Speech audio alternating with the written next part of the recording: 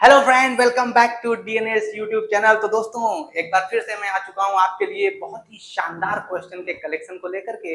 इसमें बहुत सारे टाइप के क्वेश्चन होंगे, जिसमें कि आप देख पा रहे होंगे स्क्रीन पर दोस्तों, हिस्ट्री, जियोग्राफी, पॉलिटी और साइंस के क्वेश्चन होंगे, जिसको हम लोग जीएस भी कह देते हैं, जनरल स्टडीज।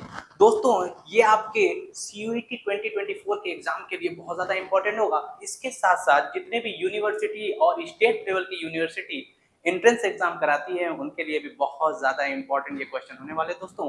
क्वेश्चन तो करीब करीब 20 मैंने आपके लिए चुना है, और वो 20 क्वेश्चन दोस्तों कहीं ना कहीं किसी न किसी एग्जाम में सीयूईटी के या स्टेट लेवल के यूनिवर्सिटी में पूछे गए हैं। तो दोस्तों, जी हाँ, बिल्कुल आज चलेंगे, उन क्वेश्चन को देखेंगे और सबका डीएनए करेंगे और अच्छे से क्वेश्चन को देखेंगे, और उसके साथ ऑप्शन को भी देखेंगे कि कौन से क्वेश्चन के ऑप्शन जो है उससे कौन कौन से क्वेश्चन निकल सकते हैं। तो दोस्तों, आइए चलते हैं बिना टाइम वेस्ट किए पहले क्वेश्चन पे, और क्वेश्चन के लेवल को देखते हैं। और आप भी अपना एक बार क्वेश्चन का आंसर देखने से पहले वीडियो को पॉज करिएगा और खुद से एक बार ट्राई करिएगा, और फिर जाकर के आप देखिएगा आंसर की आंसर उसका क्या है। चलिए दोस्तों, पहले क्वेश्चन पे आ जाते हैं। आज का दोस्तों पहला क्वेश्चन आपके स्क्रीन पर ये रहा आपके सामने। देखिए, पहला क्वेश्चन है दोस्तों, the tomb of Sheikh Salim Chishti is located, यानी शेख सलीम चिश्ती का मकबरा कहां पर स्थित है। जैसा कि आप जानते हैं, शेख सलीम चिश्ती दोस्तों, इनके बारे में कुछ मैं आपको बताता हूं, ठीक है। देखिए, शेख सलीम चिश्ती जो थे, शेख सलीम चिश्ती जो है एक बहुत बड़े पीर बाबा हुआ करते थे। अकबर जो है इनके बहुत बड़े फॉलोअर थे, और इन्हीं के नाम पर, शेख सलीम चिश्ती के ही नाम पर, जहांगीर का जो है नाम सलीम रखा गया था बचपन में, ठीक है। और वो अकबर ने ही रखा था। जहांगीर का नाम क्या था बचपन का? सलीम नाम था। और इन्हीं बाबा के यहाँ जाकर के उन्होंने मन्नत मांगी थी, तो इनको सलीम जो है हुआ था, ठीक है। तो कहने का मतलब ये है कि शेख सलीम चिश्ती का मकबरा कहाँ है, ये क्वेश्चन पूछा गया है। तो दोस्तों, आप जानते हैं इसका करेक्ट आंसर होगा Fatehpur Sikri, option number C, ठीक है ना। Option number C correct answer होगा, फतेहपुर सीकरी। दोस्तों, एक बात अगर मैं बताऊं आपको, तो यहाँ पर ऑप्शन नंबर 1 में दिया है, अगर क्वेश्चन आपसे पूछ ले कि आगरा की स्थापना कब किसने किया है, तो आगरा की स्थापना किया है 1504 में सिकंदर लोदी ने। किसने किया है? सिकंदर लोदी ने, ठीक है। लोदी वंश का ये एक शासक था जिसने 1504 में आगरा शहर की स्थापना की है, ठीक है दोस्तों। और इसके साथ साथ अगर मैं बात करूं दिल्ली की, तो दिल्ली की स्थापना तोमर वंश के राजा ने किया है। तोमर वंश के राजा अनंग पाल ने। किसने किया था दोस्तों? अनंग पाल ने। तोमर वंश के राजा अनंग पाल ने दिल्ली की स्थापना की थी। उस टाइम दिल्ली को केंद्र के रूप में, राजधानी के रूप में चुना था, ठीक है, ध्यान रखिएगा। अब फतेहपुर सीकरी से हम कौन कौन क्वेश्चन याद रख सकते हैं दोस्तों? देखिए, फतेहपुर सीकरी जो है वो आपका उत्तर प्रदेश के आगरा जिले से थोड़े से आगे है। और फतेहपुर शहर को दरअसल, देखिए, अकबर ने फतेहपुर सीकरी को बसाया था, और अकबर ने दरअसल इसलिए बसाया था इसको क्योंकि गुजरात विजय के बाद इसने बहुत सारे एरिया में नए नए चीजें बनवाई। जैसे देखिए, फतेहपुर सीकरी में इसने, अकबर ने बुलंद दरवाजा भी बनवाया है, ठीक है। किसका? बुलंद दरवाजा का स्थापना किया। अगर कोई पूछ देगा कि बुलंद दरवाजा कहाँ पे है, तो आप बोलेंगे कि ये फतेहपुर सीकरी में है, ठीक है। और फतेहपुर सीकरी में, अच्छा, फतेहपुर सीकरी में और क्या है? शेख सलीम चिश्ती का मकबरा भी है, ठीक है, इस बात को ध्यान रखिएगा। अब अकबर ने इसको अपनी राजधानी भी बनाई थी, फतेहपुर सीकरी को क्या बनाई थी? राजधानी भी बनाई थी। और दोस्तों, जब राजधानी इसको बनाया था, तो इसी के दौरान यहाँ पर इसने इबादत खाना की स्थापना भी की थी। इबादत खाना, ठीक है, इबादत खाना अकबर ने स्थापना किया था 1575 में। कब? 1575 में। और इसके साथ साथ अगर आप ध्यान दें, तो अकबर से रिलेटेड कुछ क्वेश्चन इस तरह से है कि अकबर ने एक धर्म चलाया था जिसमें सभी धर्मों को मिला करके एक धर्म चलाया था इसने, जिसको हम दीन इलाही कहते हैं। तो 1582 में अकबर ने एक धर्म चलाया था दीन इलाही नाम से। क्या नाम था? दीन ए इलाही, ठीक है। तो इसका मतलब क्वेश्चन अगर आपसे पूछ दिया कि दीन इलाही जो नया धर्म था वो किसने चलाया था, वो अकबर ने चलाया था। 1582 में दीन इलाही इसने शुरू किया था, ये नया धर्म, ठीक है। तो इतनी बातें आपको पता चल गई कि आगरा की स्थापना सिकंदर लोदी ने 1504 में किया था, जबकि शेख सलीम चिश्ती का मकबरा अगर आपसे पूछेगा तो आप आंसर देंगे फतेहपुर सीकरी में, ठीक है दोस्तों। चलिए चलते हैं अब नेक्स्ट क्वेश्चन पे। उम्मीद है आप कॉपी पेन लेकर बैठे होंगे और इन सब पॉइंट को आप नोट कर रहे होंगे, ठीक है। चलिए अब नेक्स्ट क्वेश्चन की ओर चलते हैं। अगला क्वेश्चन देखिएगा। अगला क्वेश्चन आपकी स्क्रीन पर दोस्तों ये रहा शानदार क्वेश्चन। देखिए क्वेश्चन आपके सामने है, मैं पढ़ देता हूं बड़े ध्यान से। The famous temples of Mahabalipuram were built during the rain of, यानी महाबलीपुरम के प्रसिद्ध मंदिर किसके शासनकाल के दौरान बनाए गए? ये आपको क्वेश्चन के आंसर देना। आपके ऑप्शन है पल्लव, चालुक्य, चोल या काकतीय। देखिए दोस्तों अगर मैं बात करूं महाबलीपुरम के मंदिर की, तो महाबलीपुरम का जो मंदिर है, ये देखिए यहाँ पे महाबलीपुरम का जो मंदिर है वो दरअसल तमिलनाडु में स्थित है। कहाँ पे है? तमिलनाडु में। टीएन तमिलनाडु मैंने लिख दिया, ठीक है। तमिलनाडु का पहले नाम हुआ करता था मद्रास, ठीक है ना। दरअसल मद्रास के अंदर ही आता था, बस इतना समझ लीजिए कि महाबलीपुरम का जो मंदिर है उसको सोर टेम्पल भी कहते हैं, सोर टेम्पल भी कहते हैं। और ये सोर टेम्पल कहाँ पे है? ये महाबलीपुरम का मंदिर कहाँ पे है? तमिलनाडु में है, ठीक है। कहाँ पे है? तमिलनाडु। इस बात को ध्यान रखना है। नरसिंह वर्मन फर्स्ट ने इसको बनाया था। किसने बनाया था? नरसिंह वर्मन फर्स्ट ने इसको बनाया था। इस बात को ध्यान रखिएगा। जो कि किस वंश के राजा थे? जो कि पल्लव वंश के राजा थे। किस वंश के राजा थे? पल्लव वंश के राजा थे। दरअसल दोस्तों इनका जो नाम था ना वो ममल्ल था। इनका क्या नाम था? इनका नाम जो था वो ममल्ल था। इसी ममल्ल नाम की वजह से इन्होंने एक शहर स्थापना किया था ममल्लपुरम, और उसी ममल्लपुरम का नाम बदल करके महाबलीपुरम कर दिया गया था। तो इस तरह से बात आपको समझना है कि नरसिंह वर्मन फर्स्ट ने आपका ये जो प्रसिद्ध मंदिर है महाबलीपुरम का मंदिर इसी ने बनवाया था। इस बात को ध्यान रखना है। और वो पल्लव शासकों के दौरान, मतलब पल्लव शासक थे उनके दौरान ये बना था। तो करेक्ट आंसर हो जाएगा ऑप्शन नंबर 1, पल्लव शासक के दौरान ये बना था, ठीक है। तो पल्लव हमारा करेक्ट आंसर हो जाएगा दोस्तों।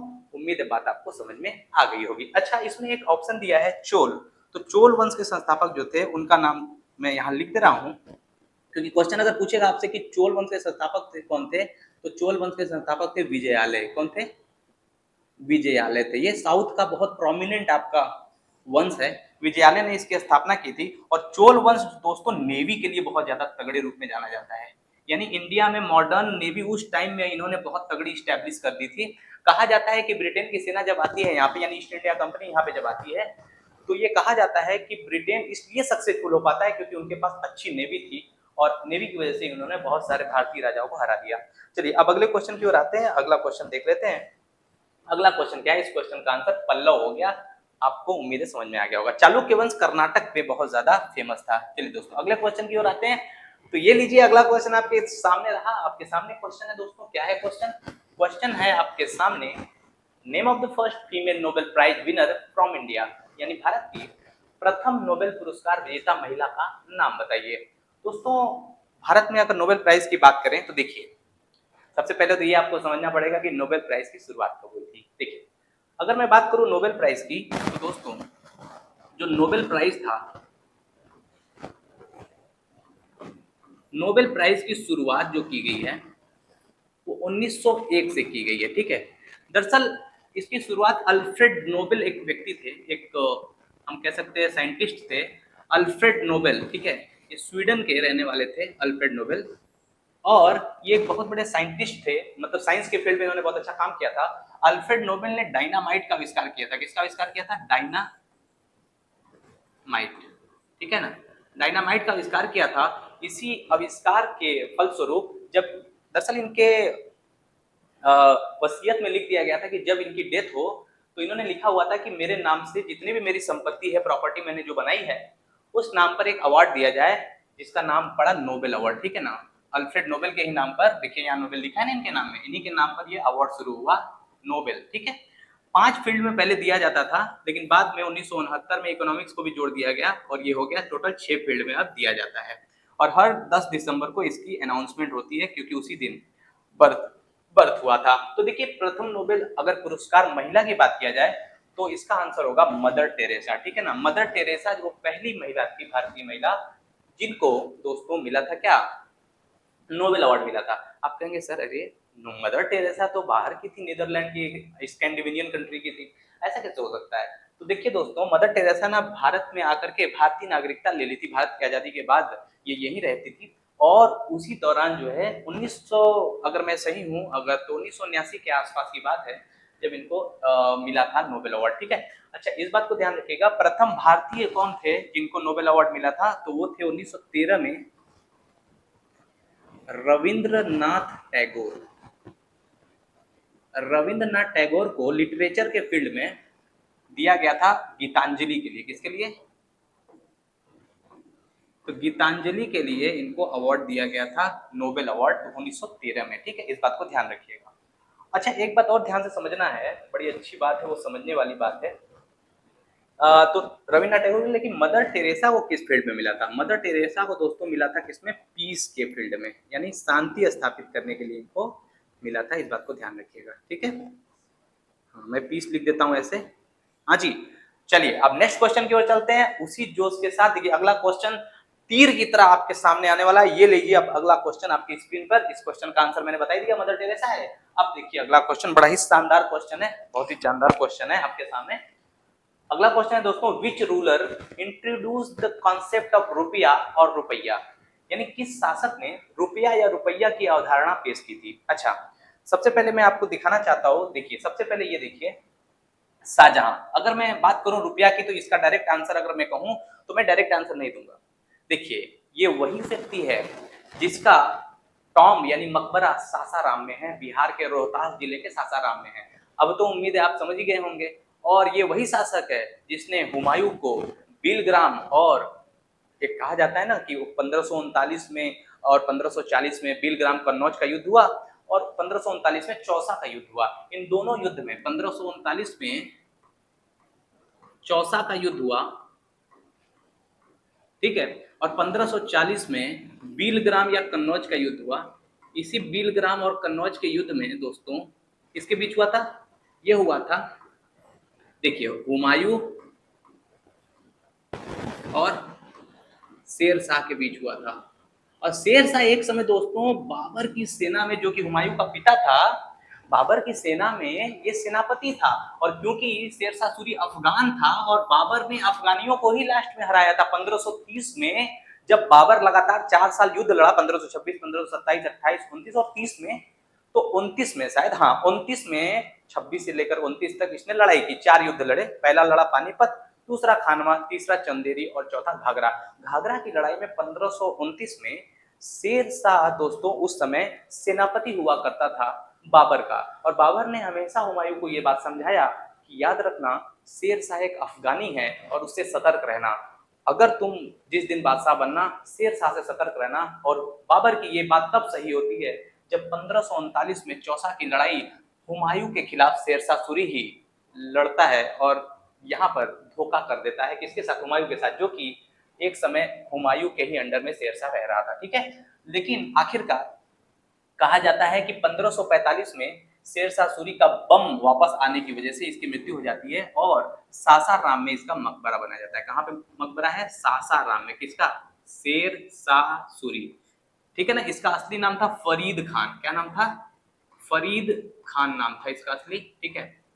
समझ रहे हैं? मैं आपको दिखा देता हूं। वैसे इसका आंसर जो होगा वो होगा शेर शाह सूरी। इसी ने सबसे पहले कॉन्सेप्ट चलाया था रुपया का, और इसी ने ग्रैंड ट्रंक रोड भी जो है, जीटी रोड जो है, सबसे पहली वाली शेर शाह सूरी ने ही बनाई थी। इस बात को ध्यान रखिएगा, ठीक है।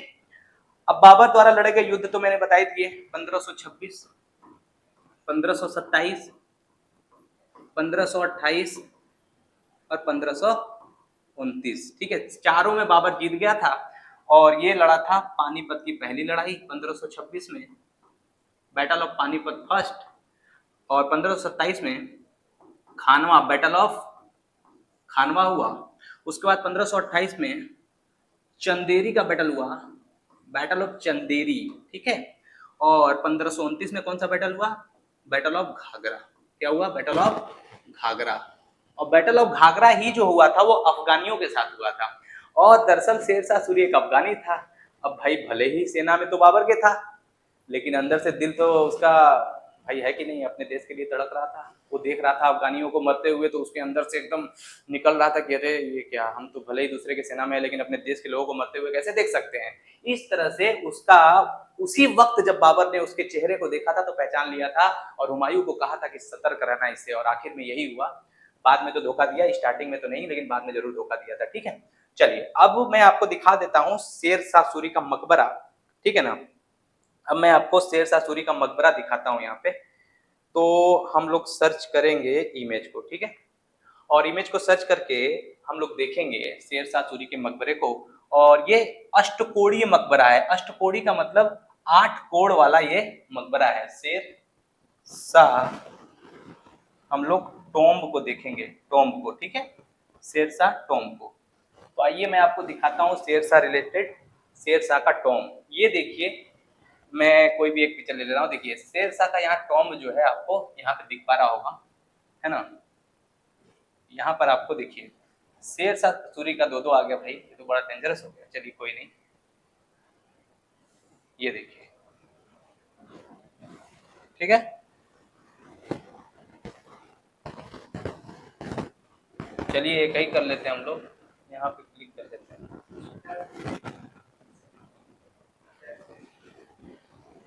हाँ ठीक है, ओके।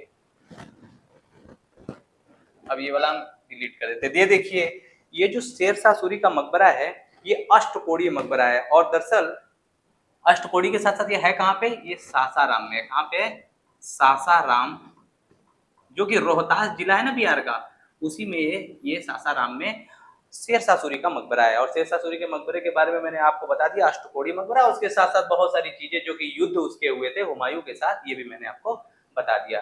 चलिए ठीक है, अब नेक्स्ट क्वेश्चन की ओर चलते हैं और इसको मैं डिलीट कर देता हूँ, ठीक है। चलिए अब नेक्स्ट क्वेश्चन की ओर चलते हैं। और उम्मीद है कि आप कॉपी पेन लेकर बैठे होंगे और सारी चीजों को नोट कर रहे होंगे, क्योंकि जब तक आप नोट नहीं करेंगे आपको याद नहीं होगा। बहुत सारी चीजें एक क्वेश्चन से हम लोग कर रहे हैं। अगला क्वेश्चन दोस्तों आपकी स्क्रीन पर ये है आपके सामने, आज का 5वां क्वेश्चन है। अच्छा क्वेश्चन है। In which year the amendment in Indian constitution regarding preamble was made, यानी भारतीय संविधान की प्रस्तावना में संशोधन किस वर्ष में हुआ था। तो वो वर्ष तो याद ही होगा जब इमरजेंसी लागू हुआ था। इमरजेंसी के दौरान एक बहुत बड़ा संवैधानिक संशोधन भारत में होता है, जो कि 42वां संविधान संशोधन होता है, ठीक है। 42वां संविधान संशोधन जो होता है दोस्तों, देखिए 42 यानी 42nd जो है कॉन्स्टिट्यूशनल अमेंडमेंट यानी संवैधानिक संशोधन होता है 1976 में, ठीक है ना। इसके दौरान बहुत सारी चीजें होती है, जैसे देखिए इसके दौरान सबसे पहले फंडामेंटल ड्यूटीज यानी मौलिक कर्तव्य। मौलिक कर्तव्य किससे लिए गए थे, मौलिक कर्तव्य लिए गए हैं, अगर मैं पूछूं आपसे कि मौलिक कर्तव्य किससे लिए गए हैं, तो ये लिया गया है रशिया से, यूएसएसआर। उस टाइम यूएसएसआर हुआ करता था। तो मौलिक कर्तव्य यानी फंडामेंटल ड्यूटीज किससे लिया गया है, रशिया से लिया गया है, यूएसएसआर, ठीक है। इस बात को ध्यान रखिएगा। टोटल मौलिक कर्तव्य भारत के संविधान में 11 पहले थे, नहीं, भारत में इसमें जोड़ा गया था, ठीक है। कौन से संविधान से, संविधान संशोधन से 42वें संविधान संशोधन 1976 के अकॉर्डिंग, ठीक है। अच्छा, तो 1976 में एक 42वें संविधान संशोधन के अंतर्गत बहुत सारे संविधान संशोधन किए गए थे। इसमें एक और संविधान संशोधन किया गया 1976 में, ध्यान रखिएगा। और वो क्या था, वो था आपका प्रस्तावना में। देखिए प्रस्तावना में क्या हुआ, भारत का जो प्रियम्बल होता है, जिसको हम लोग कहते हैं हम भारत के लोग, उसमें बहुत सारे वर्ड जोड़े गए। बहुत सारे तो नहीं कह सकते, लेकिन 3 वर्ड जोड़े गए थे, ठीक है ना। सेकुलर वर्ड जोड़ा गया था, यानी धर्मनिरपेक्ष वर्ड जोड़ा गया था, सेकुलरिज्म जोड़ा गया था, ठीक है। उसके बाद जो है दूसरा क्या जोड़ा गया था, सोशलिस्ट जोड़ा गया था। कभी कभी एग्जाम में ये भी आपसे पूछ देता है कि बताइए कौन से शब्द जोड़े गए थे। और तीसरा जो है अखंडता जोड़ा गया था, जिसको हम लोग इंटीग्रिटी कह देते हैं, ठीक है। इस बात को ध्यान रखिएगा, ठीक है। अच्छा, एक मजेदार बात बताता हूं आपको। इमरजेंसी के दौरान बहुत सारे नेताओं को, लगभग 20,000 नेताओं को गिरफ्तार कर लिया गया था। और जो एक्ट था, जिस एक्ट के तहत गिरफ्तार किया गया था बहुत सारे नेताओं को, वो एक्ट का नाम था मीसा। इसको हम कहते हैं maintenance of internal security act. इसके दौरान बहुत सारे नेताओं को, लगभग 20,000 नेताओं को, जिसमें लालू प्रसाद यादव, अटल बिहारी वाजपेयी, लाल कृष्ण आडवाणी, नीतीश कुमार, ये सारे लोग शामिल थे। लेकिन हुआ क्या, मीसा दरअसल दोस्तों आपको याद होगा, मीसा भारती दरअसल लालू प्रसाद यादव की बेटी का नाम है। उसी टाइम जो है उनका जन्म हुआ था, इसीलिए उनका नाम मीसा के कानून के नाम पर मीसा भारती रख दिया गया, ताकि जब भी लालू प्रसाद यादव देखे अपनी बेटी को, उनको याद आए कि भाई साहब मीसा भारती जो है वो इन्हीं का नाम इसलिए रखा गया था कि उनको याद रहे कि हम उसी टाइम जो है जेल में बनते और इसी कानून के तहत बनते, ठीक है। तो maintenance of internal security act होता है मीसा कानून, इसी के अंतर्गत इमरजेंसी में बहुत सारे नेताओं को गिरफ्तार किया गया था। और इसका आंसर क्या हो जाएगा, प्रस्तावना में संशोधन किस वर्ष में हुआ था, 1976 में हुआ था। और अभी मैंने बताया ये सिर्फ और सिर्फ एक बार हुआ है प्रस्तावना में संशोधन, जिसमें 3 शब्दों को जोड़ा गया है। सेक्युलरिज्म जोड़ा गया है, धर्मनिरपेक्ष, ठीक है, सोशलिस्ट यानी समाजवाद, इंटीग्रिटी यानी अखंडता शब्द को जोड़ा गया है। उम्मीद है आपको बात समझ में आ गया होगा। और बाकी तो कोई ऐसा ऑप्शन है नहीं। हाँ, 1975 में तो आपको पता ही है कि इमरजेंसी भारत में लागू हुआ था 2 सालों के लिए। चलिए अब नेक्स्ट क्वेश्चन की ओर चलते हैं, अगले क्वेश्चन में बात कर लेते हैं। देखिए दोस्तों, अगला क्वेश्चन है, 6वां क्वेश्चन है, शानदार क्वेश्चन है। देखिए ये क्वेश्चन जितने भी मैं करा रहा हूं ये कहीं ना कहीं एग्जाम में पूछे गए हैं, सीयूईटी के एग्जाम में भी पूछे गए हैं, और कुछ क्वेश्चन तो स्टेट लेवल के यूनिवर्सिटी में पूछे गए हैं, जो कि बहुत नामी गिरामी यूनिवर्सिटी है, उसमें क्वेश्चन पूछा गया है। क्वेश्चन देखिए, who was the medieval king responsible for introducing the silver coin called टंका?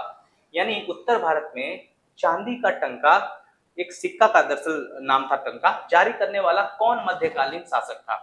तो आपको बताना है दरअसल होता क्या था ना कि पहले बहुत सारे सिक्के जो है जारी किए जाते थे मध्यकालीन शासकों द्वारा, जैसे कि चंद्रगुप्त मौर्य अलग सिक्के जारी कर रहे हैं ना, और श्रीगुप्त जो है अलग सिक्के जारी कर रहे हैं, यानी गुप्त साम्राज्य में, मौर्य साम्राज्य में अलग अलग सिक्के जारी किए जाते थे। उसी तरह मध्यकालीन शासकों में आप देखेंगे तो चांदी का जो है टंका, देखिए दो दो कॉइन जारी किए गए थे। एक तो मैं कह रहा हूं कि चांदी का टंका, ये तो क्वेश्चन में आपसे दिया ही है, ठीक है ना, चांदी का टंका, ठीक है। और एक तांबे का भी एक करेंसी ये चलाया था, जो कि हम बताएंगे अभी आंसर आपको। तांबे का करेंसी भी एक चलाया था, उसका नाम पता है क्या था? उसका नाम था इल्तुतमिश। चांदी का टंका और तांबे का जीतल चलाया था इसने, ठीक है, इस बात को ध्यान रखिएगा। तो दोनों क्वाइन अगर आपसे पूछे कि बताइए टंका किसने चलाया था, तब भी आंसर होगा क्या आपका? आपका इल्तुतमिश आंसर होगा। जीतल अगर आपसे पूछेगा तब भी आपका आंसर क्या होगा? इल्तुतमिश ही होगा। बस इस बात का ध्यान रखना है कि जीतल जब आपसे पूछेगा तो वो तांबे की करेंसी थी यानी कॉपर की, और टंका पूछेगा तो ये चांदी यानी सिल्वर की करेंसी थी। इस बात को ध्यान रखना है आपको, ठीक है। अच्छा, ये बात तो क्लियर हो गई। अब कौन था सिक्का चलाने वाला चांदी का, जिसको हम टंका कहते हैं? तो वो था दोस्तों, अभी मैंने बताया, इल्तुतमिश। कौन था? इल्तुतमिश। और इल्तुतमिश का शासनकाल जो है 1210 से लेकर के 1236 तक है, ठीक है ना। अब इसको गुलामों का गुलाम भी कहा जाता था। क्या कहा जाता था इसको? गुलामों का गुलाम भी कहा जाता था, ठीक है। अच्छा, गुलामों का गुलाम क्यों कहा जाता था? देखिए, कहा जाता है कि इसका जो गुरु था, जिसका नाम था कुतुबुद्दीन ऐबक, वो भी गुलाम था। किसका गुलाम था? मोहम्मद गौरी का। तो गुलाम का गुलाम है इल्तुतमिश, इसीलिए इसको कहा जाता है गुलामों का गुलाम, ठीक है ना। अच्छा, एक बात और ध्यान रखना है, इल्तुतमिश के बारे में कुछ और बातें मैं यहाँ बता दे रहा हूँ आपको। देखिए, इल्तुतमिश ने तुर्कान ए चिहलगानी, ठीक है, तुर्कान ए चिहलगानी 40 सरदारों का एक ग्रुप इसने बनाया था। क्योंकि वो उस समय दोस्तों हो क्या रहा था, बहुत सारी कॉन्स्पिरेसी, बहुत सारी षड्यंत्र की जो है घटनाएं आमतौर पर मध्यकालीन भारत के इतिहास में हो रहा था शासकों के खिलाफ। इसी को रोकने के लिए इसने 40 सरदारों का, जो कि बहुत मजबूत है, एकदम सीबीआई ऑफिसर की तरह, जो सीआईडी होते हैं ना, रॉ ऑफिसर, वैसे 40 लोगों को, हष्ट पुष्ट तगड़े तगड़े लोगों को रखा हुआ था कि अगर कोई भी इसके खिलाफ प्लानिंग कॉन्स्पिरेसी हो तो ये पकड़ ले उसको, ठीक है ना। इसलिए इसने 40 सरदारों का एक ग्रुप बनाया था, जिसको बाद में बलबन ने खत्म कर दिया था आने के दौरान, बाद में। ये बात आपको समझना होगा। और दोस्तों, इसको दिल्ली का वास्तविक संस्थापक भी कहा जाता है। इसको दिल्ली सल्तनत का वास्तविक संस्थापक कहा जाता है, वास्तविक संस्थापक, ठीक है, दिल्ली सल्तनत का वास्तविक संस्थापक। अच्छा, क्यों क्यों ऐसा क्वेश्चन तो आपके साथ सवाल उठेगा ना भाई। देखिए, कुतुबुद्दीन ऐबक ने तो स्थापना कर दिया था, लेकिन इसको वास्तविक संस्थापक क्यों कहा जाता है? क्योंकि 1206 से लेकर के 1210 तक सिर्फ 4 साल में ही कुतुबुद्दीन ऐबक चले जाते हैं, टे बोल जाते हैं। क्यों? क्योंकि भाई साहब वो चौगान खेलते रहते हैं, और चौगान खेलते खेलते गिर जाते हैं, किससे? घोड़े से, और उसी दौरान उनकी मृत्यु हो जाती है। भाई मृत्यु हो जाता है उसका भाई साहब। तो उसके बाद 1210 से लेकर के 1236 तक, तो मान के चलिए लंबा पीरियड टाइम इसको मिला, करीब करीब 26 साल का। 26 साल में इसने बहुत सारे ऐसे काम किए दिल्ली में, जिससे कि इसको दिल्ली का वास्तविक संस्थापक भी माना जाता है। और क्योंकि 1210 तक जो है वो दिल्ली सल्तनत की राजधानी लाहौर थी कुतुबुद्दीन ऐबक के समय में। क्या राजधानी थी? लाहौर। और कुतुबुद्दीन ऐबक को लाखबख्श भी कहा जाता है, पता ही आपको। लेकिन 1210 के बाद जब इल्तुतमिश बना सुल्तान, तो इसकी राजधानी बदल करके लाहौर से पता है कहां कर दिया गया? दिल्ली। तो सबसे पहली बार जो दिल्ली राजधानी बनाया था दिल्ली सल्तनत में, वो किसने बनाया था? वो दरअसल इल्तुतमिश ने ही बनाया था, इसीलिए इसको वास्तविक संस्थापक कहा जाता है दिल्ली का। इस बात को ध्यान रखना है आपको। ठीक है दोस्तों, उम्मीद है आपने पॉइंट नोट कर लिए होंगे और आंसर भी आपको पता चल गया होगा। Iltutmish is the correct answer of this question. क्यों? क्योंकि इल्तुतमिश ने ही सिक्का चलाया था चांदी का, जिसको हम टंका कहते हैं। चलिए अब अगले क्वेश्चन की ओर चलते हैं। वैसे इस क्वेश्चन में एक क्वेश्चन देखिए अलाउद्दीन खिलजी का आता है। अलाउद्दीन खिलजी ने बहुत सारे नीतियां अपनाई थी, जिसको हम लोग, एक नीति है पीडीएस, पब्लिक डिस्ट्रीब्यूशन सिस्टम, यानी सार्वजनिक वितरण प्रणाली, जो राशन कार्ड से आज सामान मिलता है, अगर उसकी सबसे पहले किसी ने शुरुआत की थी तो वो अलाउद्दीन खिलजी ने की थी। ठीक है ना। और उसके साथ साथ अगर हम बात करें, नगद वेतन देने का काम भी इसने शुरू किया था। नगद वेतन यानी किसको नगद वेतन देता था? ये सेनाओं को नगद वेतन देने का काम करता था। इससे पहले लूट के सामान में सामान मिलता था उनको, लेकिन इस बाद में उसने नगद वेतन काम शुरू कर दिया था। घोड़ों के दागने की प्रथा अगर किसी ने शुरू की थी तो वो था अलाउद्दीन खिलजी। घोड़े को दागने की प्रथा। ठीक है। और अगर मैं बात करूं मोहम्मद बिन तुगलक की, अच्छा ये बात तो समझ में आ गई। अब मोहम्मद बिन तुगलक की अगर मैं बात करूं तो मोहम्मद बिन तुगलक को पागल, सनकी या रक्त पिपासु शासक कहा जाता है। क्यों कहा जाता है भाई साहब? इसके डिसीजन ही ऐसे थे। ये गुलेला से लोगों को फेंकवा देता था, है नहीं? जो दरअसल इसने दिल्ली से दौलताबाद राजधानी को बदला था, और उस दौरान बहुत सारे लोग जो थे, वो थोड़े बुजुर्ग जो लोग थे, वो चल नहीं पा रहे थे, क्योंकि पैदल ही जाना था। ऐसा तो है नहीं कि एरोप्लेन आ गया भाई निकल लिए। तो उस टाइम जो पैदल लोग चलते थे उनके लिए जगह जगह पे मेडिसिन वाले सुविधा और प्लस वैद्य का सुविधा था, खाने पीने का सुविधा था, बीच में रुकने का था, लेकिन एक डिस्टेंस पे था ना, कुछ दूरी पे था। ऐसा तो था नहीं कि बगल में दूसरा भी एक शुरू हुआ फिर दूसरे बाद तुरंत थोड़ा सा दूरी के बाद दूसरा आ गया, ऐसा नहीं था, थोड़ी थोड़ी दूरी पे था। तो बहुत सारे लोग जाने में असमर्थ हो जाते थे, बीच में रुक जाते थे। वो लोगों को, सैनिक को रखा हुआ करता था कि भाई देखो बताना हमें कोई भी रुके तो बीच में, और आदेश देता था कि कोई भी अगर रुका बीच में तो उसको लेकर मेरे पास आना। गुलेल से पकड़कर फेंकवा देता था और कई लोगों की इसमें मृत्यु हो जाती थी। तो ये बात आपको समझना, पागल सन की इसीलिए कहा जाता था। इसने जो है ध्यान रखिएगा, मोहम्मद बिन तुगलक ने बहुत सारी नीतियां अपनाई थी, जिसमें दिल्ली से दौलताबाद इसने राजधानी को बदला था। दिल्ली से दौलताबाद। ठीक है। ठीक है। इसने सिक्के भी चलवाए थे, इसको हम कह सकते हैं कि सांकेतिक सिक्के इसने चलवाए थे। कैसे सिक्के चलाए थे? सांकेतिक सिक्के इसने चलवाए थे। ठीक है, इतनी बात याद रखिए। इतनी चीजों से आपको बहुत सारी चीजें आपको मिल गई होंगी। चलिए दोस्तों, अब नेक्स्ट क्वेश्चन की ओर चलते हैं। अगला क्वेश्चन देखिए, ये रहा आपके सामने अगला क्वेश्चन, जो कि 7वां क्वेश्चन है। Which one of the following Mughal king was first one to be the pensioner of the British? वह कौन सा प्रथम मुगल बादशाह था जो अंग्रेजों का पेंशन भोगी बन गया? भाई साहब देखिए हुआ क्या, मैं इससे पहले आपको एक कहानी बता दूं, बिना कहानी समझे आप इस चीज को समझ नहीं पाएंगे। दरअसल है क्या, देखिए पेंशन भोगी कैसे बन गया भाई मुगल बादशाह? वो कहा, अंग्रेज कहे कि ऐसा है कि जाओ बच्चे बच्चे पैदा करो, मुजरा उजरा करो, थोड़ा मजा लो, सब डांस वांस देखो, अब आराम से पड़े रहो एक जगह और कायदे से जो है 1 साल में कुछ पैसा लेकर के एकदम सही हो जाओ, और कुछ भी मूवमेंट आंदोलन मत करना, उसके बारे में सोचना भी मत। तो इसलिए पेंशन भोगी बन गया। अब क्या हुआ, कैसे ऐसा हुआ? तो देखिए दोस्तों, हुआ क्या, 1764 की एक लड़ाई हुई थी, जिसको हम बक्सर की लड़ाई कहते हैं। ठीक है ना, बक्सर की लड़ाई, बक्सर का युद्ध, बक्सर का युद्ध हुआ था 1764 में। ये 2 लोगों के बीच हुआ था। देखिए, एक तरफ थे 3 लोग, एक तरफ 3 लोगों की संयुक्त सेना थी। एक था शाह आलम सेकेंड, जो कि दिल्ली का उस वक्त बादशाह था। दूसरे पे था सुजाउद्दौला। सुजाउद्दौला जो था वो अवध का नवाब था उस टाइम। ठीक है। और उसके बाद एक था मीर कासिम। ठीक है, मीर कासिम था, ध्यान रखिएगा। मीर कासिम जो था वो उस वक्त बंगाल का नवाब हुआ करता था अंग्रेजों के दौरान, लेकिन बाद में अंग्रेजों से उसने दगाबाजी की। दगाबाजी क्या, एक तरह से भारत के लोग समझदार हो गए थे ना कि अंग्रेज जो है हमें लूटना चाहते हैं, तो मीर जाफर के साथ अंग्रेजों ने बदतमीजी कर दी थी प्लासी की लड़ाई में। उसी का भाई था ये, भाई भागा, ये समझ गया था अंग्रेजों की चाल को। तो तुरंत बंगाल से इसने राजधानी बदल करके मुर्शिदाबाद से मुंगेर राजधानी बना दी। और तीनों को मिल करके, ध्यान रखिएगा, इन तीनों की संयुक्त सेना लड़ रही थी। किससे लड़ रही थी? ईस्ट इंडिया कंपनी से। और ईस्ट इंडिया कंपनी में कौन लड़ रहा था? Hector Munro. कौन?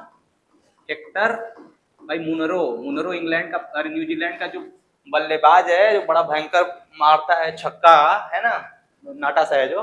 हेक्टर मुनरो के तरफ एक ईस्ट इंडिया कंपनी की कमान कौन संभाल रहा था? Hector Munro. ठीक है, इस बात को ध्यान रखिएगा। इस बक्सर का युद्ध जो है वो अंग्रेज जीत गए। और जीतने के बाद जो है एक संधि होता है 1765 में, इलाहाबाद की संधि।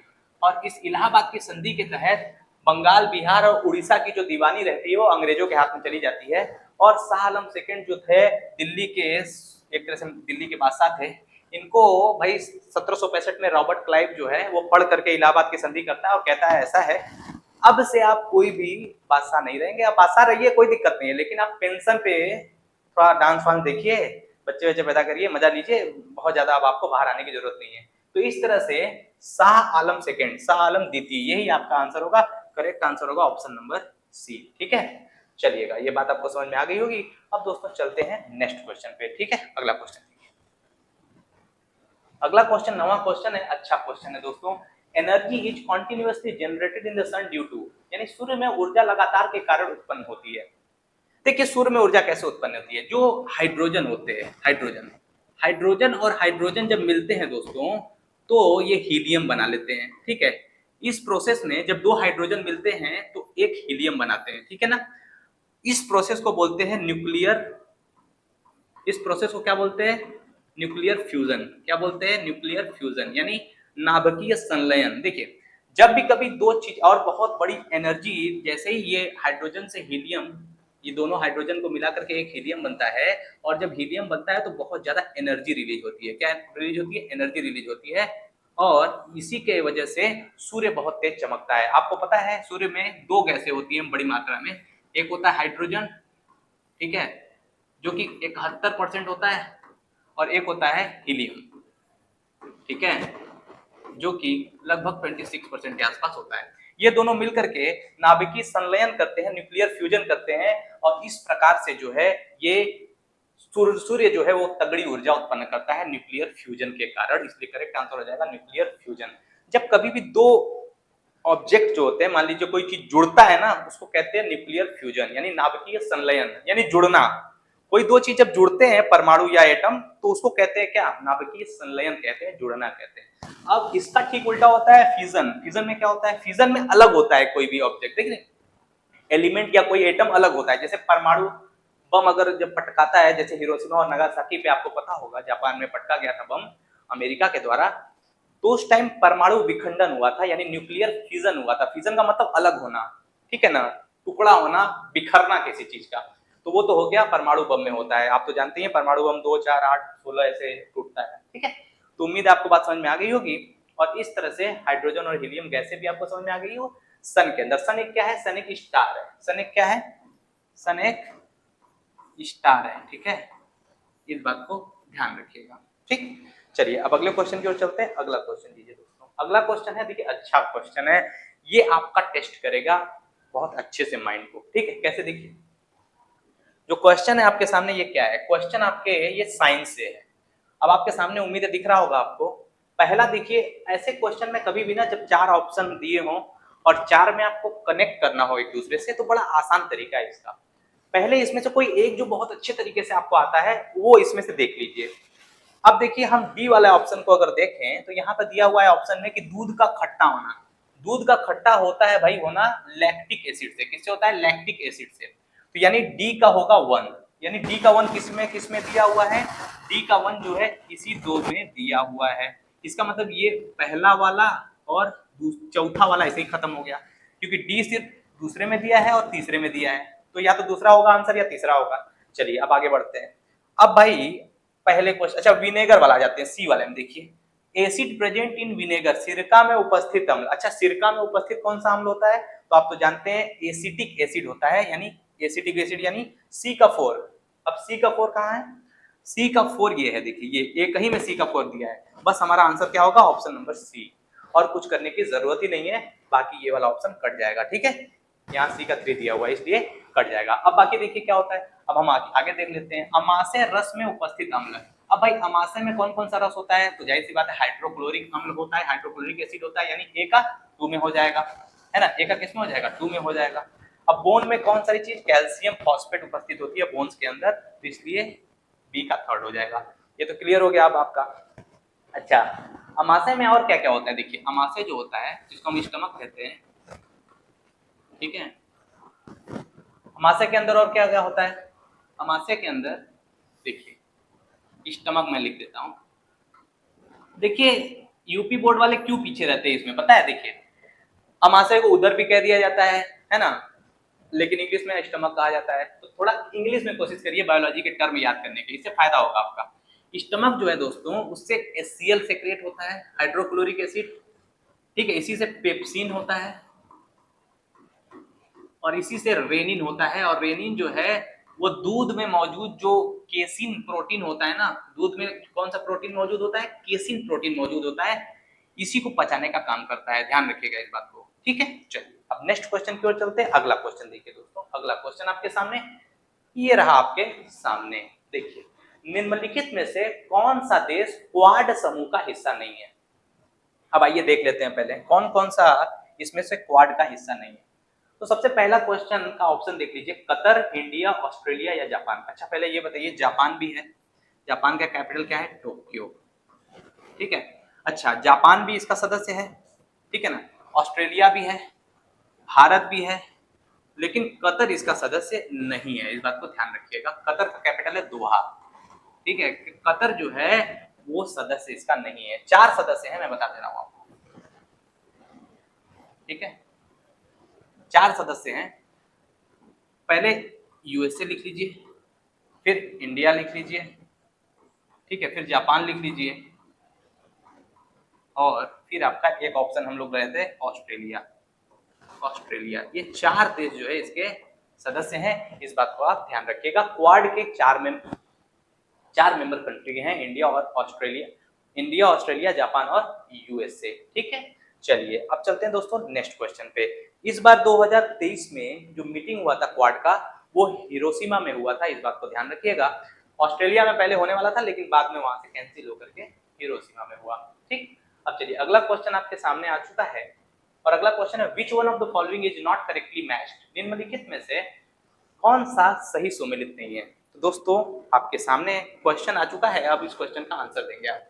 निम्नलिखित में से कौन सा सुमेलित नहीं है? देखिए इसमें आपके कुछ फंडामेंटल राइट दिए गए हैं, और फंडामेंटल राइट जो दिए गए हैं उसको आपको मैच कराना है। तो इसमें कौन सा सुमेलित नहीं है पूछा है, ठीक है ना, यहाँ ध्यान रखिए, नॉट पूछा है, नॉट, इसलिए बड़ा ध्यान से समझिएगा। नॉट वाला क्वेश्चन अक्सर कर गलत कर देते हैं लोग, तो नॉट पे ध्यान देना है। राइट टू इक्वालिटी यानी टोटल फंडामेंटल, अच्छा एक बात समझिएगा, बता देता हूं कुछ मैं आपको। फंडामेंटल जो राइट है वो संविधान के बेसिक स्ट्रक्चर में दिया हुआ था, ठीक है ना, मतलब मूल संविधान में इसको उल्लेख किया गया है, इस बात को ध्यान रखिएगा, ठीक है। अच्छा फंडामेंटल राइट कहाँ से लिया गया है? फंडामेंटल राइट टोटल अभी 6 हैं, पहले 7 हुआ करते थे। ये कहाँ से लिया गया है? ये लिया गया है यूएसए यानी यूनाइटेड स्टेट ऑफ अमेरिका से लिया गया है। और दरअसल ये 7 हुआ करते थे, लेकिन एक जो है वो माइनस हो गया है। ये कौन सा माइनस हुआ है? जो माइनस हुआ है वो हुआ है राइट टू प्रॉपर्टी यानी संपत्ति का अधिकार। संपत्ति के अधिकार को 44वें संविधान संशोधन 1978, ठीक है, 44वें संविधान संशोधन 1978 में मोरारजी देसाई जब प्रधानमंत्री थे, उस टाइम जो है ध्यान रखिएगा, उसी टाइम जो है संपत्ति के अधिकार को हटा दिया गया था, ठीक है। और टोटल 7 मौलिक अधिकारों से 6 हो गया था, ठीक। तो ये बात तो समझ में आ गया होगा फंडामेंटल राइट के बारे में। देखिए तो पहला फंडामेंटल राइट जो यहाँ पे दिया हुआ है ए में, वो दिया है राइट ऑफ इक्वालिटी यानी समानता का अधिकार, जो कि आर्टिकल 14 से 18 तक है, जो कि बिल्कुल सही है, ठीक है ना। राइट अगेंस्ट एक्सप्लॉइटेशन यानी शोषण के विरुद्ध अधिकार, शोषण के विरुद्ध अधिकार आर्टिकल 23 और आर्टिकल 24 में है, ठीक है।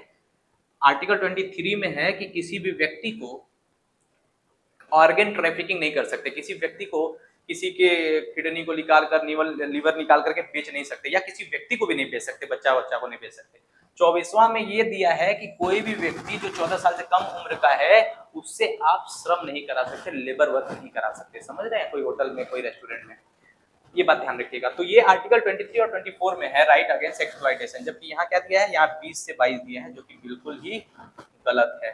और यहाँ पे आपको नॉट पूछा है, तो गलत वाला जो आंसर है वही हमारा आंसर होगा, बाकी सब सही है। Right religious to freedom, right religious to freedom, यहाँ पे गलत टाइपिंग कर दिया उसने,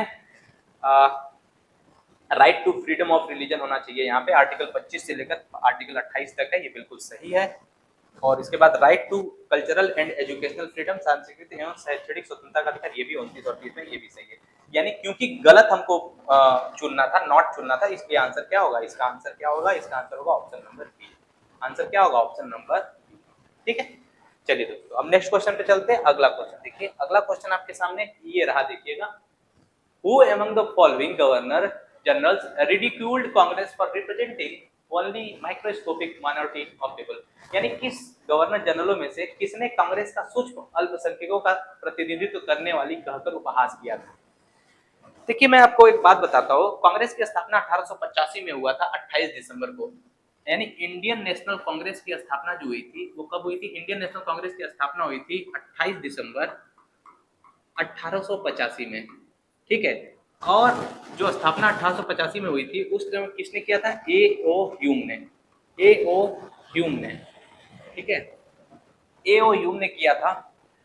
इसको पक्षी विज्ञान का जनक भी कहा जाता है। ठीक है, इसको क्या कहा जाता है? पक्षी विज्ञान का, पक्षी विज्ञान का, पक्षी विज्ञान का जनक भी कहा जाता है भारत का। भारत के पक्षी विज्ञान का जनक भी इसको कहा जाता है, ए ओ ह्यूम को। इस बात को ध्यान रखिएगा। और इसके पहले अध्यक्ष जो थे कांग्रेस के, जो 1885 में मीटिंग हुई थी, पहले अध्यक्ष इसके थे, ध्यान रखिएगा, डब्ल्यू सी बनर्जी। यानी उमेश चंद्र जो है बनर्जी जो थे इसके पहले अध्यक्ष थे। ठीक है, इस बात को ध्यान रखिएगा बड़े अच्छे तरीके से, कॉपी पेन लेकर इसको नोट करते रहिएगा। ठीक है, चलिए। अच्छा, इस वक्त जो गवर्नर जनरल थे, यानी वायसराय कहेंगे ज्यादा बेहतर होगा, 1857 की क्रांति के बाद सबको वायसराय कहा जाने लगा। ठीक है, 1885 में जब कांग्रेस बना था तो उस टाइम लॉर्ड डफरिन, कौन था? Lord Dufferin. डफरिन ने ये राजघाट का पुल जो बनारस में स्थित है उसी के टाइम में बना था, इसी ने बनवाया था 1887 में। ठीक है, तो डफरिन जो था, यहाँ पे देख रहे हैं डफरिन ऑप्शन में दिया है ना। तो लॉर्ड डफरिन ने ये बात कही थी कि कांग्रेस जो है वो सूक्ष्म अल्पसंख्यकों का प्रतिनिधित्व करती है, यानी बहुत से कम लोगों का प्रतिनिधित्व करती है, बहुत ज्यादा लोग कांग्रेस में है नहीं। तो ऐसा कह करके उपहास उड़ाया था, मजाक उड़ाया था, है ना। और बाद में भाई रात में डिनर पे भी बुला लिया था, है ना, रात में डिनर पे भी बुला लिया था। तो फिर उसी तरह क्वेश्चन लोग पूछ रहे थे, अरे तुम्हें इतने कम लोग दिख रहे थे, चश्मा वश्मा लगा के देखो, भारत के लोग हैं, समझ रहे नहीं? डिनर पे बुला रहा है और बेइज्जती भी कर रहा है, अजीब खेल है कि नहीं। चलिए, अच्छा, लॉर्ड कर्जन की अगर बात करें तो इसको कहा जाता है father of divide and rule. Divide and rule, ठीक है ना। फूट डालो और राज करो नीति का जो पिता है वो लॉर्ड कर्जन को कहा जाता है। क्यों? क्योंकि 1905 के दौरान, इसी के शासनकाल के दौरान बंगाल का विभाजन हुआ था। ठीक है ना, बंगाल का विभाजन हुआ था, इस बात को ध्यान रखिएगा आप। ठीक है, तो करेक्ट आंसर क्या हो जाएगा? लॉर्ड डफरिन हो जाएगा करेक्ट आंसर। चलिए अब अगले क्वेश्चन की ओर चलते हैं, इस क्वेश्चन को आप नोट कर लीजिएगा। दोस्तों अगला क्वेश्चन है, the term stupa is associated with which of the following event of the Gautam Buddhas life. ठीक है, गौतम बुद्ध के जीवन की निम्नलिखित किस घटना से संबंधित है स्तूप शब्द? तो दोस्तों स्तूप शब्द की अगर हम बात करें तो एक बात को ध्यान रखिएगा, देखिए जो डेथ है ना उसी को स्तूप के द्वारा रिप्रेजेंट किया गया, और स्तूप ज्यादातर अशोका ने बनवाए थे, जिसमें कि आपको पता होगा एक सांची का स्तूप है। कहाँ पे है? सांची का स्तूप। सांची का स्तूप जो है, सांची स्तूपा कहाँ पे है? ध्यान रखिएगा, ये है आपका मध्य प्रदेश में। कहाँ पे है? मध्य प्रदेश में। सांची स्तूप मध्य प्रदेश में है। डेथ के बारे में ये बताता है। अच्छा, जन्म उनमें जो है कमल के फूल से, है ना। और गृह त्याग जो है वो, गृह त्याग जो है ये दर्शाया जाता है घोड़े से। किससे?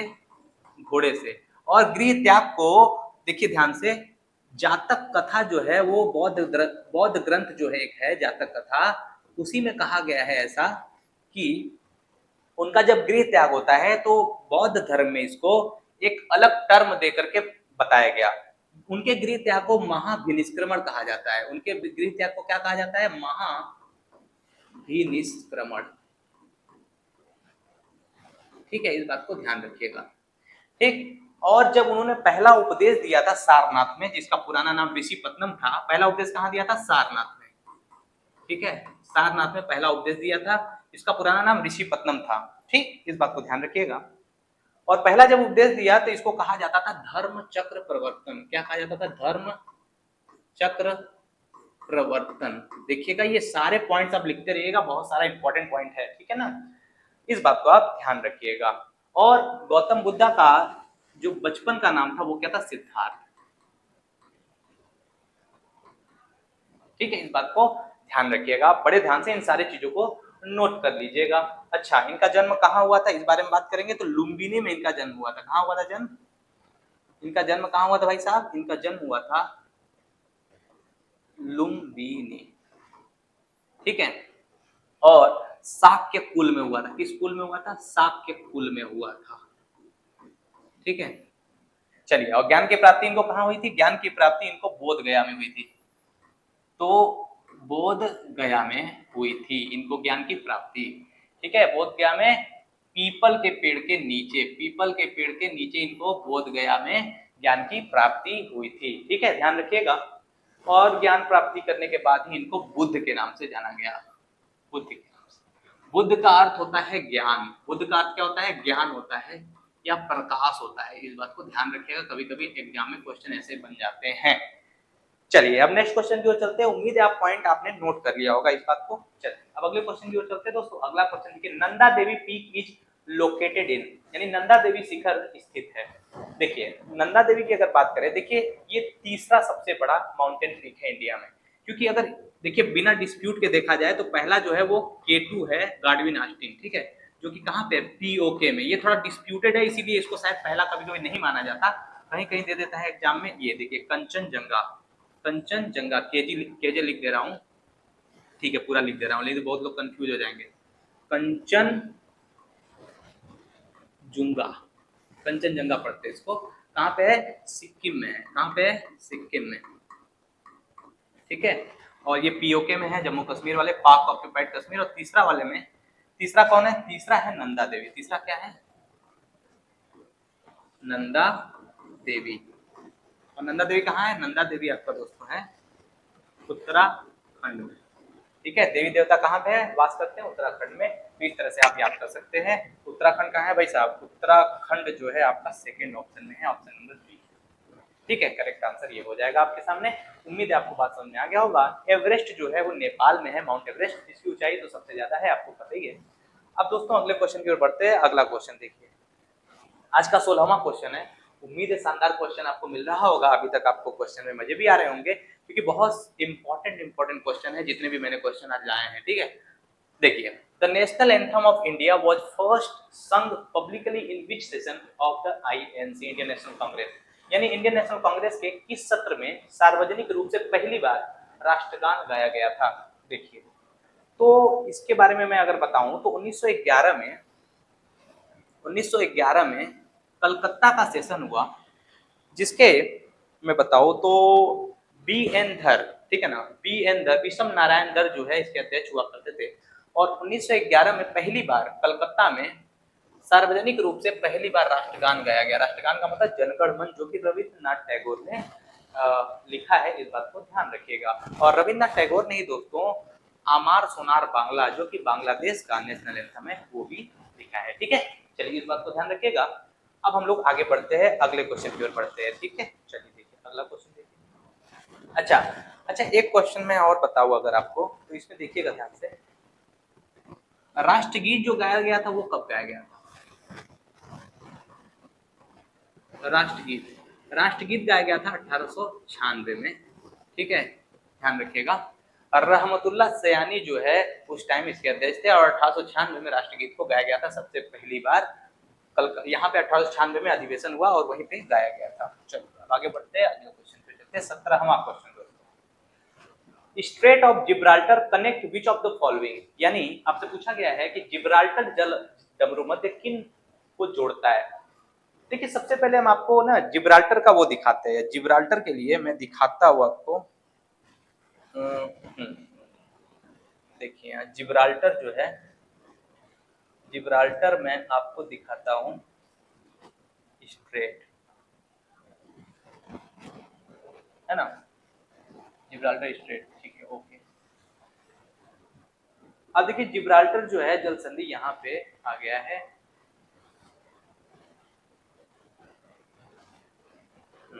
देखिए, अब यहाँ पर आप देख पा रहे होगे जिब्राल्टर स्ट्रेट के बाद अगर हम करें तो यहाँ पर आपको दिख रहा क्या है? यहाँ पे देखिए बड़ा सा दिख रहा है ना आपको। देखिए यहाँ पर आपको दिख रहा होगा, यहाँ पर आपको दिख रहा है क्या?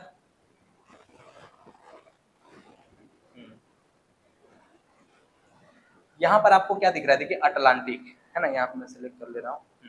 यहाँ पर आपको दिख रहा है अटलांटिक ओशियन, ठीक है ना। अच्छा एक बात और ध्यान से समझिएगा, अटलांटिक ओशियन जो है वो सबसे बिजिएस्ट ओशियन है,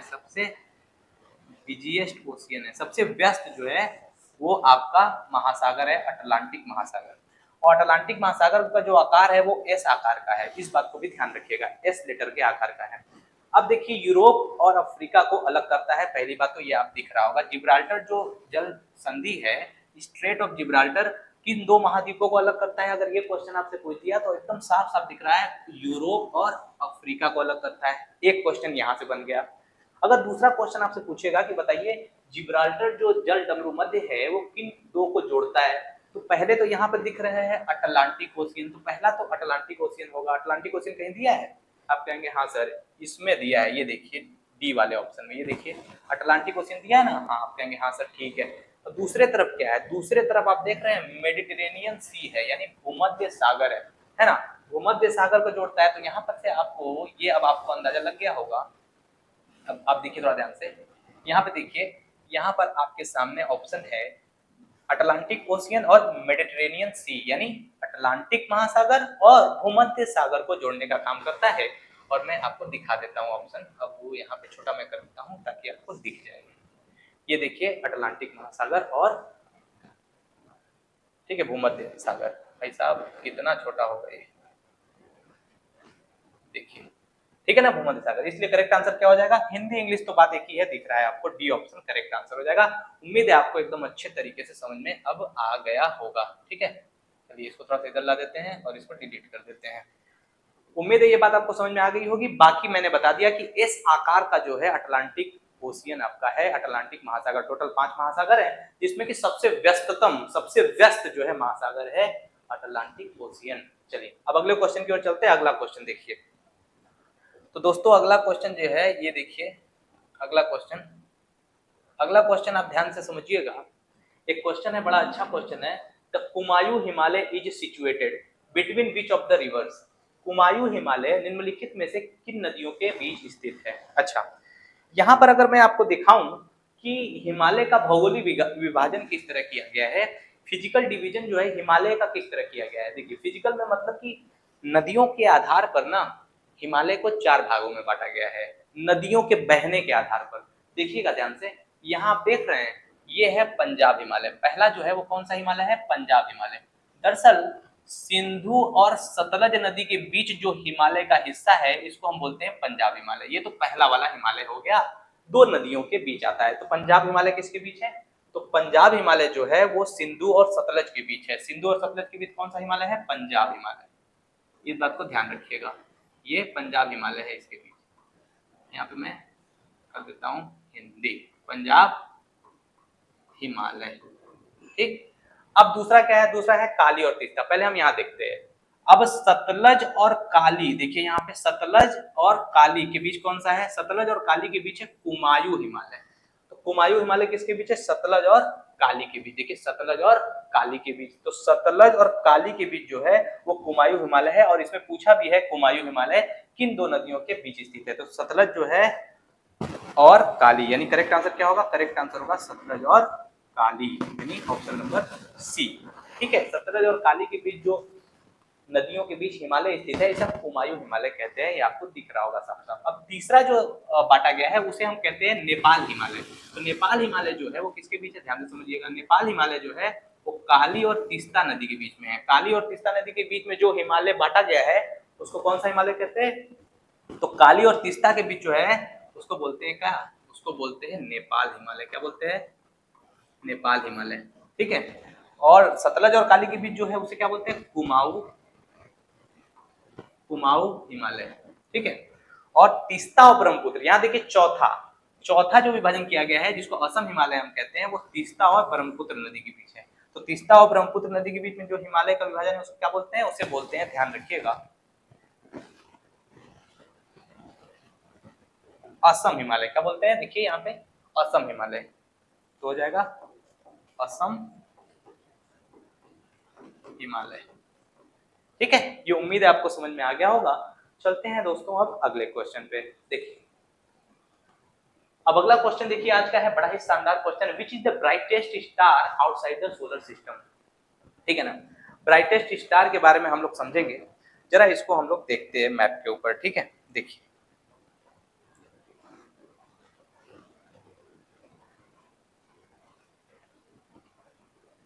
अगर मैं, देखिए सीरियस या डॉग स्टार इसका आंसर होगा, लेकिन मैं आपको दिखाना चाहता हूँ डॉग स्टार जो है वो चमकता कैसा है या दिखता कैसा है, मैं आपको दिखाना चाहूंगा। अब भाई ये तो अलग ही आ गया, खैर छोड़िए इनका, ये तो दूसरा ही माहौल बना रहे हैं कुछ। देखिए अगर मैं बात करूं तो सौरमंडल के बाहर सबसे नजदीक जो है, सॉरी सौरमंडल के बाहर सबसे चमकीला तारा कौन सा है? सबसे चमकीला तारा की अगर बात करूं तो सीरियस या डॉग स्टार भी इसको कहते हैं, यही सबसे चमकीला तारा होता है। ध्यान रखिएगा इसको क्या बोलते हैं, और इसको और बोलते हैं डॉग स्टार।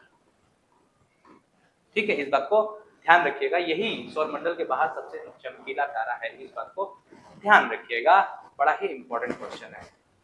सबसे नजदीक तारा अगर पूछेगा तो प्रॉक्सिमा सेंचुरी होगा, लेकिन सबसे चमकीला तारा पूछेगा तो सीरियस या डॉग स्टार होगा, इस बात को ध्यान रखिएगा। अगर अच्छा एक बात क्वेश्चन मैं पूछूं आपसे, ध्यान दीजिएगा, अगर मैं आपसे पूछूं कि हमारे सोलर जो सिस्टम है, हमारे गैलेक्सी का नाम क्या है? हमारे गैलेक्सी का नाम है, ध्यान रखिएगा,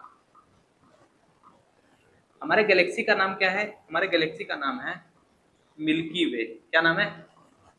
मिल्की वे, जिसको हम लोग क्या कहते हैं, जिनको हम लोग आकाश गंगा कहते हैं, मिल्की वे नाम है, दुग्ध मेखला हिंदी में कहते हैं इसको।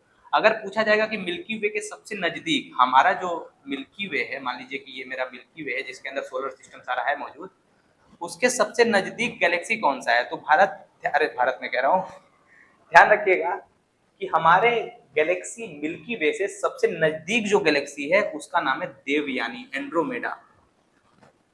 एंड्रोमेडा यानी देवयानी इसको कहते हैं। देवरानी जेठानी जो होती है वो सबसे नजदीकी होती है ना, डेंजरस वाली, तो यहाँ देवयानी, इसका नाम क्या है हिंदी में? देवयानी गैलेक्सी। देवयानी गैलेक्सी जो है वो हमारे मिल्की वे से, यानी ये मिल्की वे अगर मैं कहूँ इसको, इसके सबसे नजदीक जो गैलेक्सी हमारे है वो कौन है? देवयानी है, इस बात को ध्यान रखिएगा। चलिए अब नेक्स्ट क्वेश्चन पे आ जाते हैं, सीरियस इसका आंसर हो गया। अगला क्वेश्चन देखिए भाई, जो सीरियस होगा वही ना सबसे चमकेगा, चमकेगा कौन? सीरियस होगा वही तो चमकेगा। और सबसे चमकीला ग्रह की अगर बात करें तो वो तो आप जानते ही है, वीनस है, शुक्र होता है। ठीक है, Shahjahan Nama sorry was written by, Shahjahan Nama किसके द्वारा लिखा गया? देखिए अच्छा, अगर मैं बात करूं शाहजहां नामा की तो इसको लिखा था इनायत खान ने। किसने लिखा था? इनायत खान ने। अच्छा एक बात ध्यान रखिए, अकबर नामा अगर मैं पूछूं आपसे कि बताइए अकबर नामा किसने लिखी है? अकबर नामा, तो आप क्या जवाब देंगे? अकबर नामा को लिखा है अबुल अबुल अबुल फजल ने लिखा है। ठीक है, इस बात को ध्यान रखिएगा।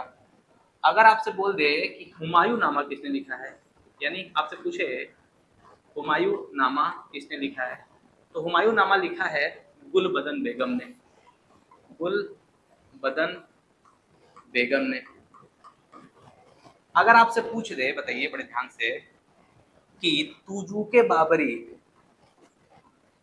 तुजूके तुजूके तुजूक, हाँ यहाँ पे मैं ऐसे, तुजूक अगर पूछे कि तुजूक के बाबरी किसने लिखा है, तो तुजूक के बाबरी को लिखा है दोस्तों बाबर ने खुद। ये खुद इसने लिखा है, इसकी आत्मकथा है ये।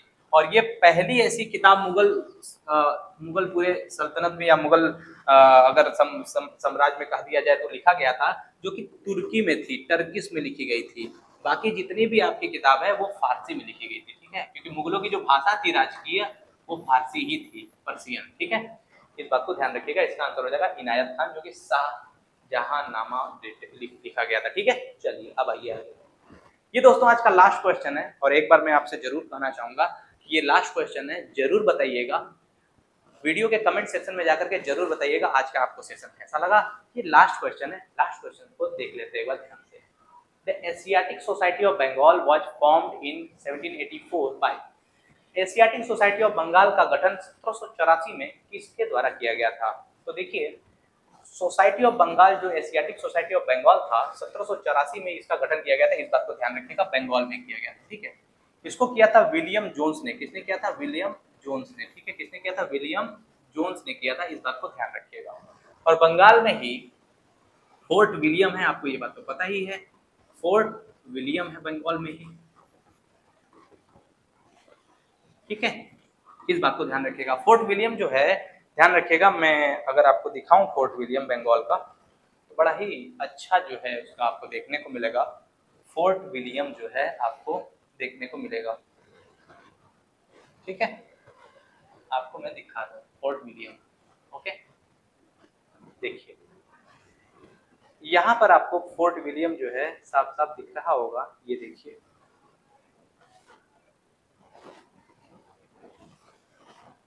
है ना? ये देखिए, ठीक है, फोर्ट विलियम दिख रहा है, बंगाल में स्थित है। इस बात को ध्यान रखिएगा।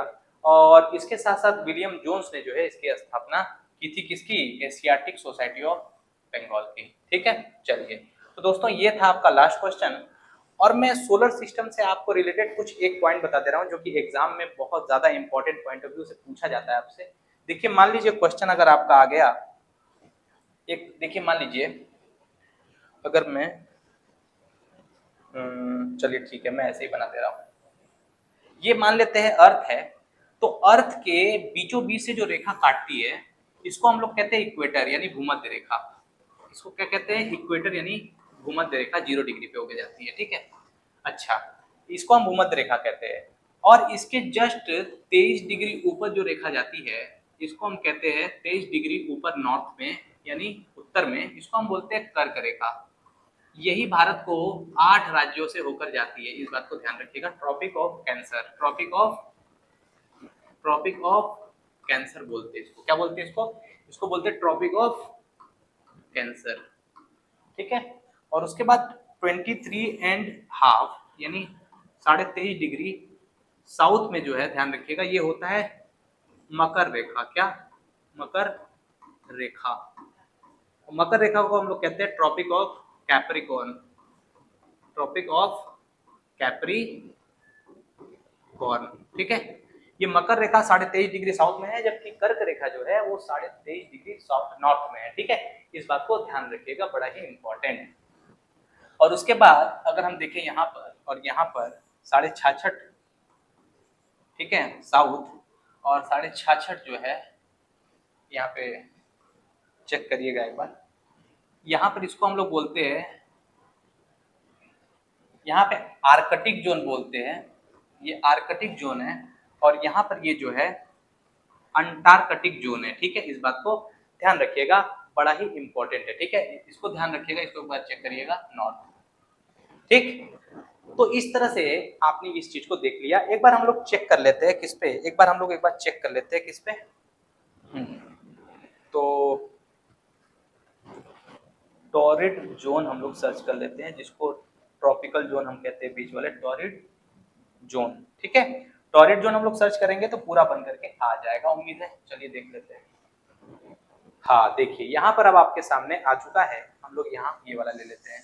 अब इससे मैं आपको समझा दूंगा बहुत सारी चीजें। देखिए अब आपके सामने आ चुका है, उम्मीद है साफ दिख रहा होगा आपको।